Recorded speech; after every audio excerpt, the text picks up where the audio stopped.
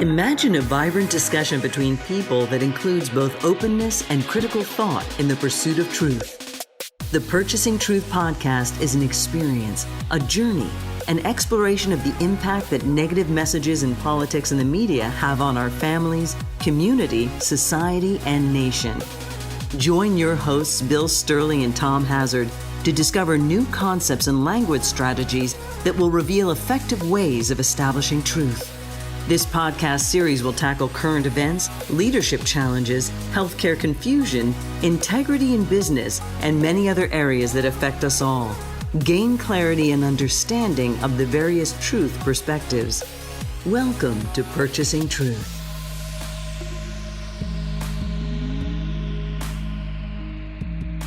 Hey everyone, welcome back to Purchasing Truth. I'm Tom Hazard, along with your host, Bill Stierle. And Bill, very interesting topic we've decided to cover today, really having to do with truth and accountability and social responsibility around our environment, and in particular, recyclable plastics.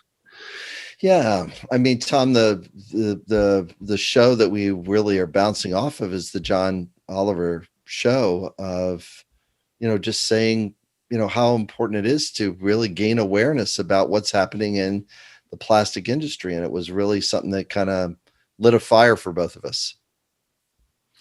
It really did. I've been paying attention to, stories for a long time now about, how in very many communities around the United States, even when we put those recyclable single-use plastic bottles in our municipal recycle bin, we have this belief that either our city or the company that is, hired by the city to recycle those plastics is actually recycling them.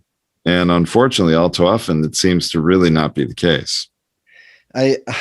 We human beings do a great job of telling ourselves a story that we can feel good about it. We don't want to tell a story that we don't want to feel good about ourselves about telling it. And the phrase that kind of caught me during the show was wish cycling. I wish that this thing could be recycled, but it really can't be. It's, and John Oliver poked fun at the umbrella. It's like, it's not going to be recycled. And if you put it in the recycle bucket, it's not helping, but I feel good about putting it in the recycle bucket. It's my contribution to, I'm accountable for it. And because, you and I have said many times on this show that this is a communication show, it's what need does that promote? Well, anything that's in alignment with the need for self-worth, or, that I am being collaborative, or the need for a cooperation, that I'm doing my part, can hook us into a bias or a belief that we're doing something good. But meanwhile, we're not really second questioning and checking our own thinking bias as we're going through stuff. And this is where it gets really unsettling, and people can get trapped in their own belief that they're actually doing something, but really they're being hijacked a little bit because of whatever the belief bias is that somebody else has put in front of them. Boy, Bill, I couldn't agree more. It's really sad when we peel back the curtain on recycling. And I mean, ever since I was a kid, I was sort of grown up. I'm a Gen Xer. I was sort of grown up in this time where, we're all educated about recycling. We should recycle. And whether at the time it was newspapers, that was a big issue in the town that I was growing up in. That's right. And I think a lot of paper certainly does get recycled. I've seen that. But then, as municipal recycling services didn't exist everywhere, they started to come out with the blue bin, or the, different colors in different areas. And and you experience things in your community, you do end up with this belief that, oh, we're recycling things. Oh, and there's all these numbers on them. You know, putting anywhere from 1, 2, 3, 4, 5, 6, and 7. And what did John Oliver say? That only 2 of the 7 numbers actually get recycled. So unsettling. So unsettling. It really is unsettling. And I'm going to have a link to that, you know, John Oliver, what is it, Last Week Tonight episode, so people can check it out. If they go to the blog post, purchasingtruth.com, they can get that. But, and, you know, I've seen stories even earlier on in the pandemic as you know, the economy was taking a hit, that there was stories about how China, who used to buy a lot of the plastics that are recycled from municipal, you know, waste bins in the United States, stopped buying it because they didn't have a use for it anymore. But the thing is, it wasn't even then. When it was being purchased, it wasn't all being recycled. A lot of times, it was being burned to generate electricity. Yes.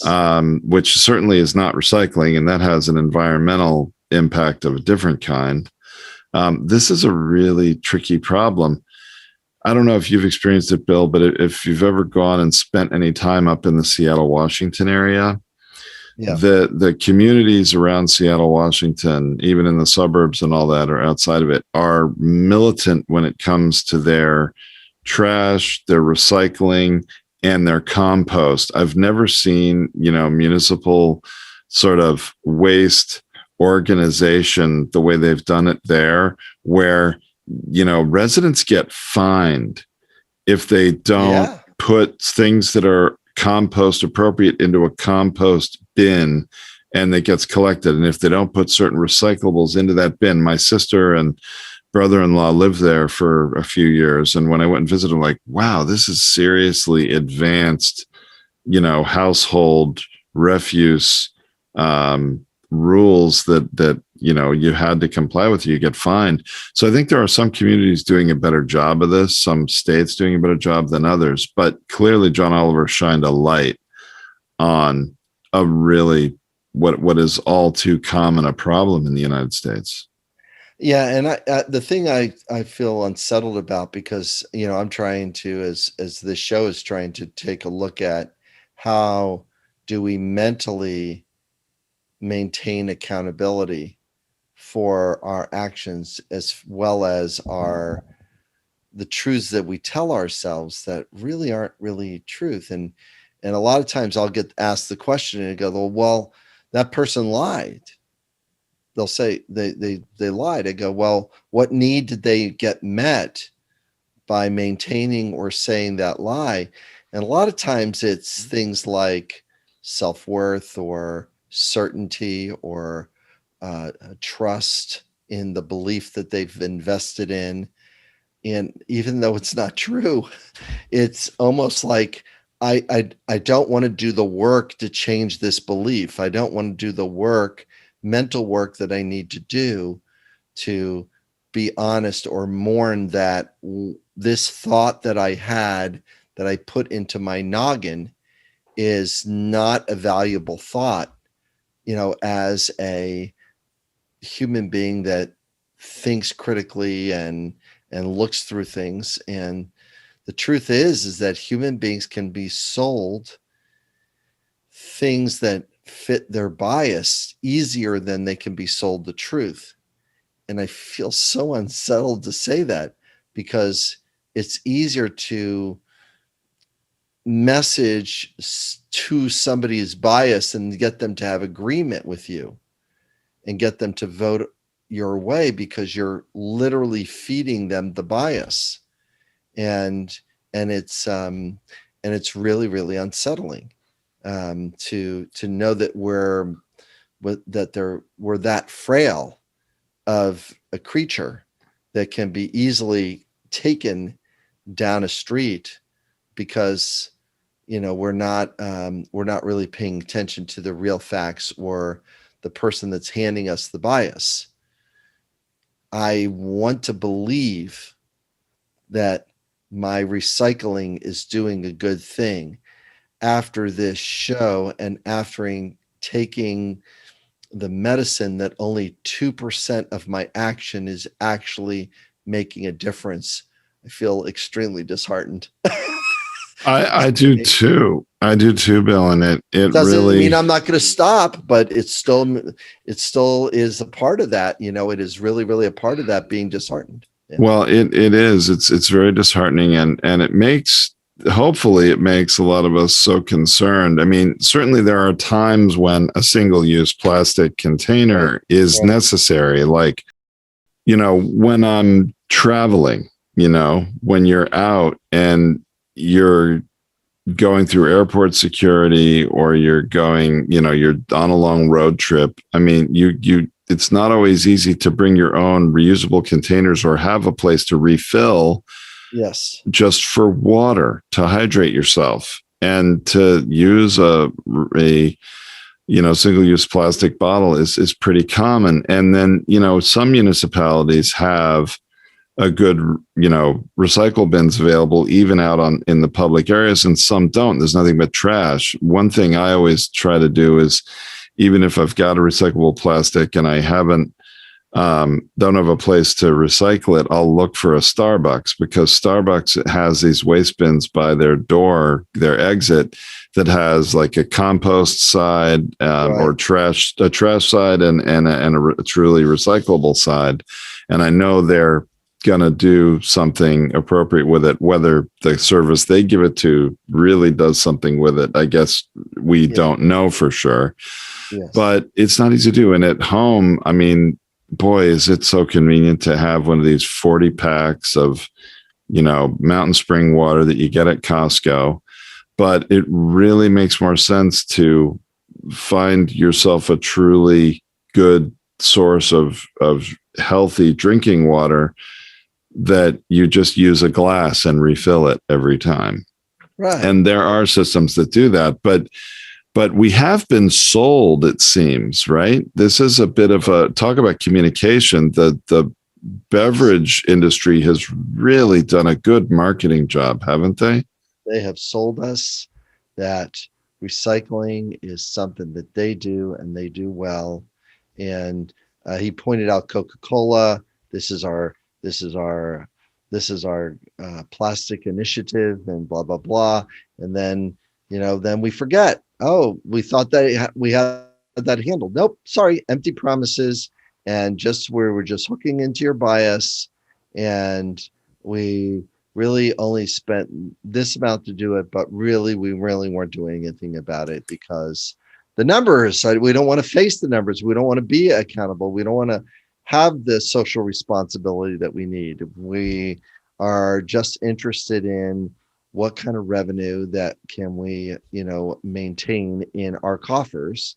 And we don't want to clean up our mess. And, is, our capitalism going to be taken, or taken a ding, because the more socially responsible people become, then all of a sudden we're putting pressure on the marketplace to be social responsible. And there's groups of people that are really good at that, but then there's not, there's people that are going like, no, we're already doing the recycle thing. Look at all the bins. I'm driving down the street.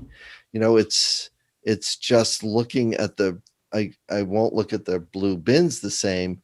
I'll still be taking an active part in recycling, but all of a sudden it's now on my radar and I can't unring the bell, and that's the way we know that we can check in on our beliefs and biases, is once the bell is rung, then we become an advocate for that thing and gather information or take an action towards it, which is really huge. We've got to figure out how to make things better, because we're, not, are we going to be just a creature that just pollutes its own environment until we're, neck high in it?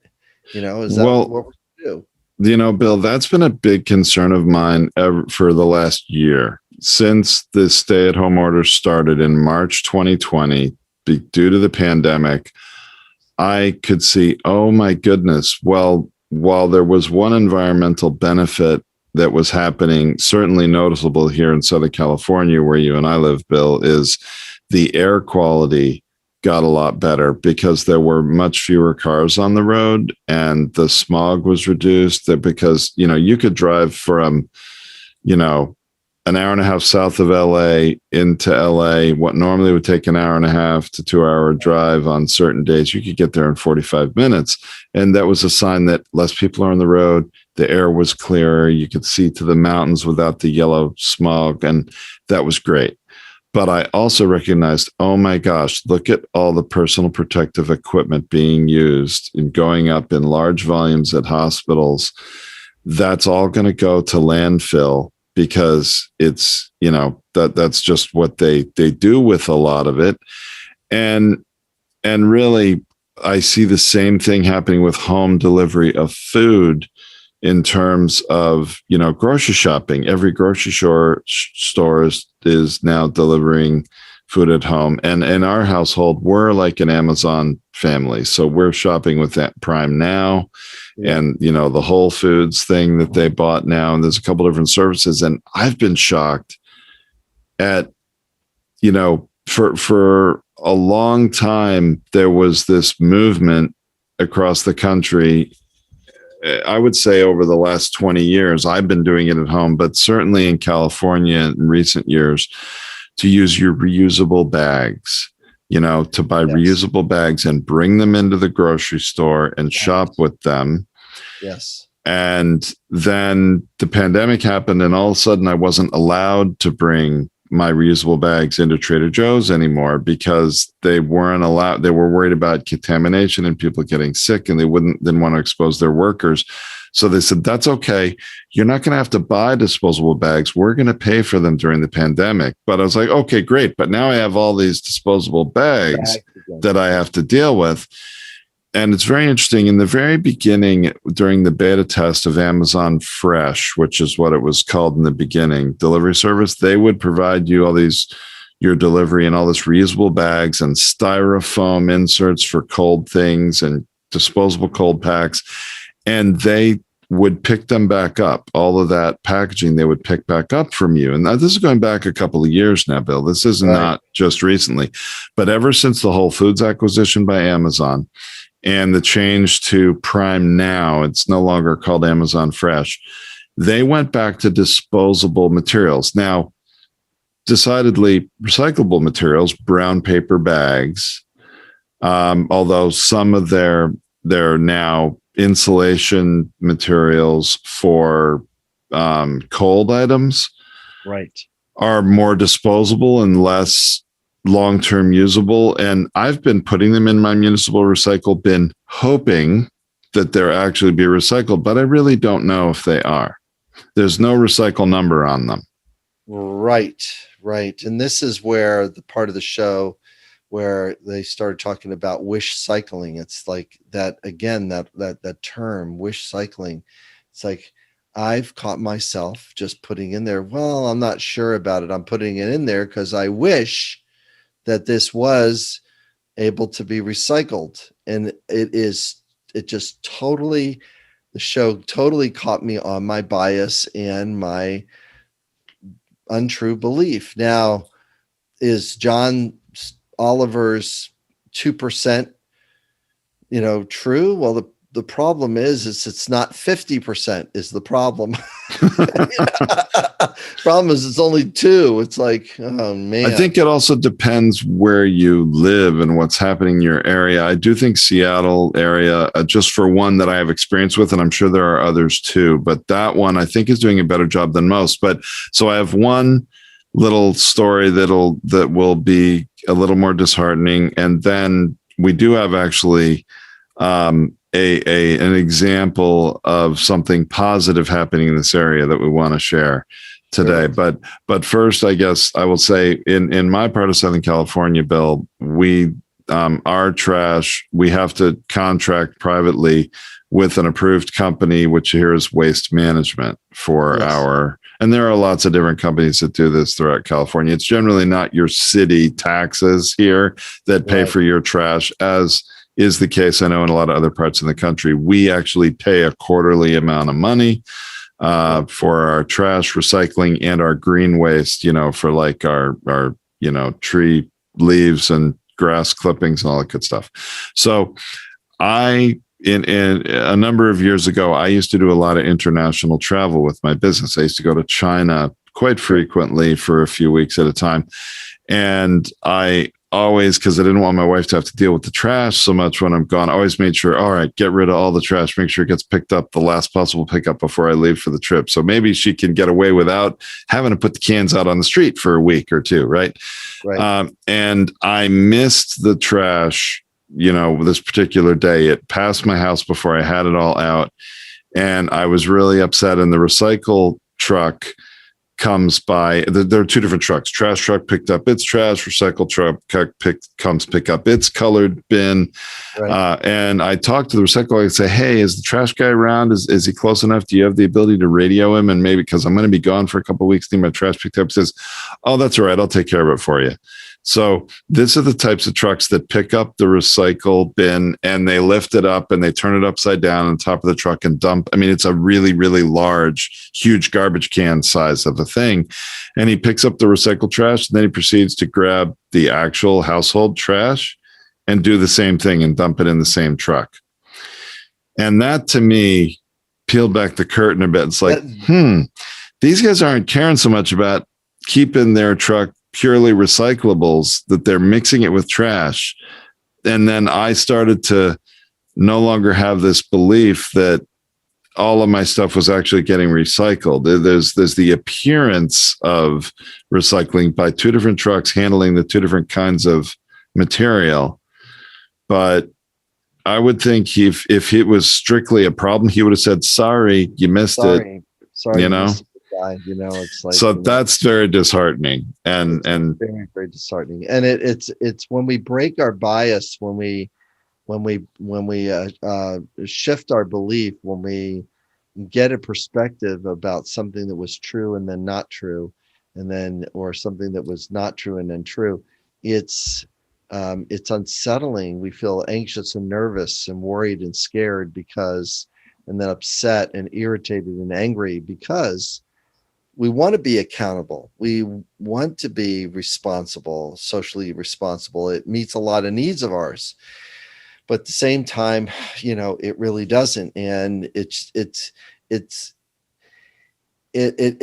we're looking for and search for a story that makes us feel better. And that's where we want to be on the good guy side. Even in the movies, we're rooting for the good guys. It's not saying, oh man, the bad guy got shot this time. It's like, yikes. So Bill, not all is lost. So very, very interestingly, there are companies and people seeing the problem that really exists and doing something to really solve it. That's not wish cycling. In fact, just to illustrate the problem in one state alone, in New York, more than in the latest data for this is from 2016. So this is a little also sobering, but in 2016, New York residents used more than 23 billion disposable food service items. So talk about the delivery food problem, even pre-pandemic, the amount of, disposable food service containers and trash generated was just huge. And I think it's only gotten worse in modern times with the advent of Uber Eats and Postmates and all these delivery companies. And now with the pandemic, their use has gone way up. Well, so a company was founded in 2019 in New York that helps to tackle New York City's mountain of growing trash, and it's called Deliver Zero. Now, I've got a link to an article about them in the blog post at purchasingtruth.com for our listeners who want to check that out. But the company provides plastic reusable containers to participating restaurants. Okay. So they're attacking this from the source of the problem, not trying to get consumers to be motivated to try to wish cycle or do something that, to voluntarily, I guess, recycle. So the restaurant, when customers order from their favorite New York City restaurants via the Deliver Zero app or website, Right. their food's delivered in these recyclable plastic containers, which apparently are also, the material is BPA free. I think it's polypropylene or something like that. The customers hold on to the containers after their meal and either return them to a delivery courier the next time they order from one of these, from their app in one of these restaurants, or if consumers want to get rid of it sooner when they're out, they can drop it off at a Deliver Zero participating restaurant. Oh, okay. So you have two choices there. And there's now over 135 restaurants in 3 New York City's 5 boroughs that have joined the program. And what they've done is made it so that the consumer is motivated to not only order from a restaurant again to keep the cycle going, or if they don't, they also, they're put on notice through the Deliver Zero app that if after 6 weeks of their initial order, they haven't placed another order and the materials have not come back, that they're going to be charged $3.25 per food storage box that they used, plus tax. So Deliver Zero is making money the same way any delivery service does, on a commission on the food sale to the restaurant. That's what Uber Eats does and Postmates does. All these places, same model, but they're giving a reason for people to choose one over another that has a positive environmental impact. Right. And apparently they've grown tremendously, and it's going really well. So I saw the same Last Week Tonight program you did, Bill, and was very disheartened at our beverage industry with, all the soda companies and all the bottled water companies and everything else. But it does seem that there are some companies that are innovating their way to being more responsible and actually do something about it. Right. And the story actually makes me feel good, because if there's, 135 restaurants that take an action and to use recycles, I feel good that accountability is taking place, that social responsibility is taking place, and my preference, my mindset, my belief structure gets to be reinforced, rather than the opposite, which is I don't really care, I'm just throwing it out because it's more convenient to me. And hopefully that'll be recycled by somebody. And the answer is, well, it's probably not. And how can I, up my accountability game? And that's the question that we can ask when we look for truth, is that we want to upgrade our accountability around truth, which is, ask the third question. This question, then this question, then the third question. And once you get to the third question, you're like, well, at least I have a little bit more truth about my own belief and my own bias. Keep, my ability to learn and kind of move through things. It's like really so important, to keep questioning ourselves. And that's where the accountability takes place.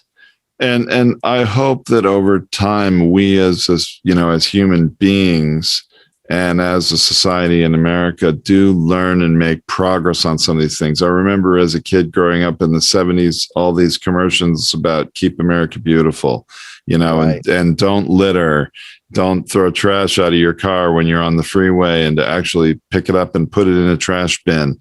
Well, that was one level of responsibility that needed to take place. So we don't just trash the environment.